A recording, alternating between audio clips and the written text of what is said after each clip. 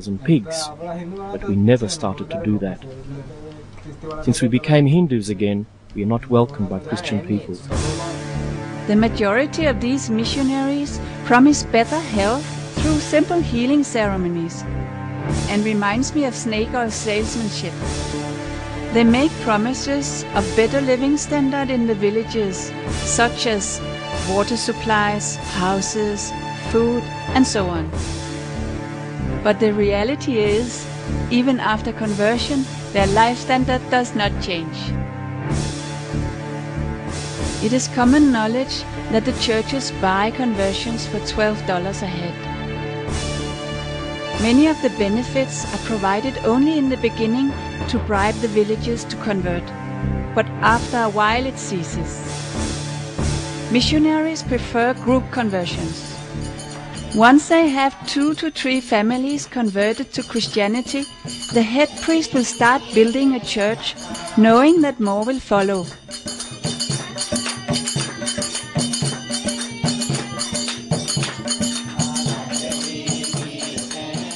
The church is very different from the village houses, which are made from wood and dirt mixed with cow dung.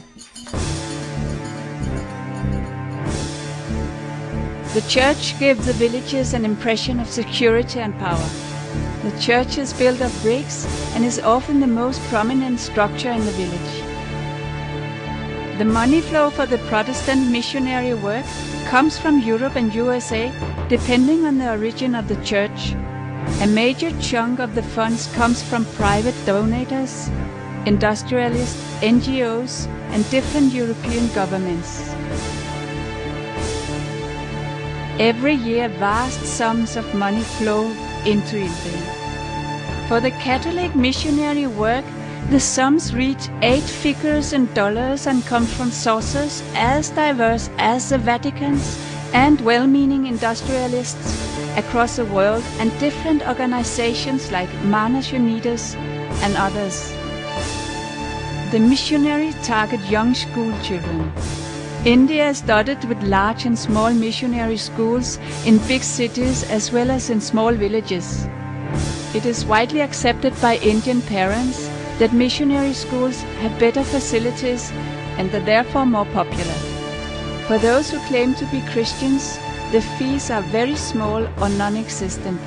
Hindus, however, pay a lot more and are actively encouraged to look at the Christian alternative.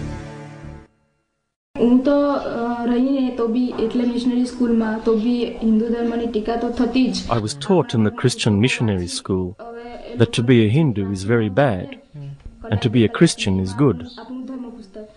We were taught that Jesus is an innocent shepherd like the people in my village and that the Hindu gods are evil because they wear weapons. We were not allowed to learn the traditional Indian language and were stopped from singing the national anthem. The Sanskrit language is learnt by everyone in Indian schools.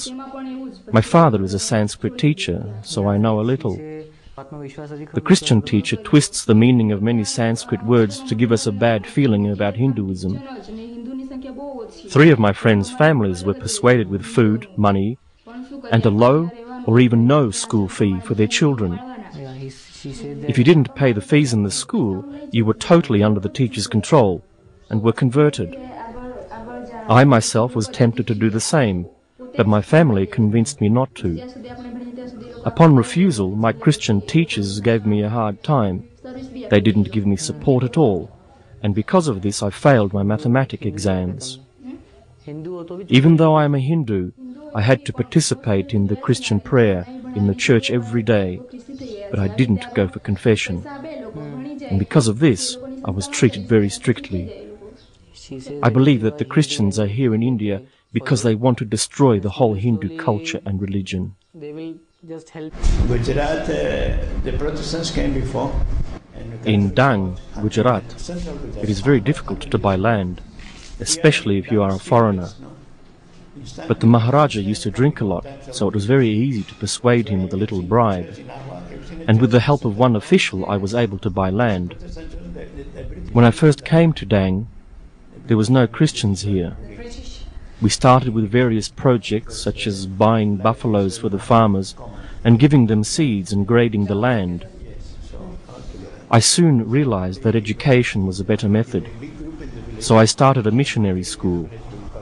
We received money from various NGOs in Europe and the Spanish organization called Manos Unidos. We even got financial support from the bishop in Germany. At the same time, we began to convert these people.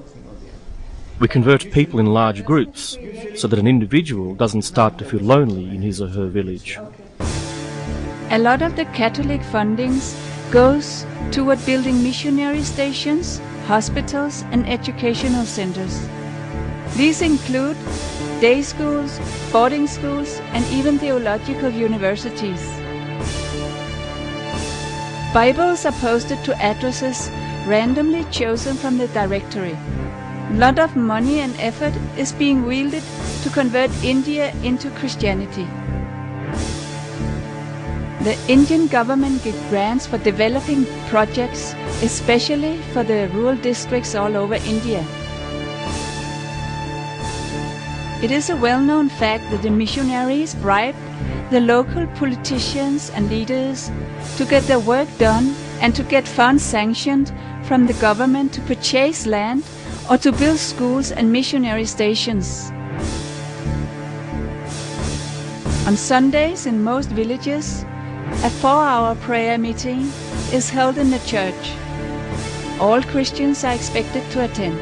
If they are found not to be there, they are told that they will be possessed by the devil, a threat that they take very literally.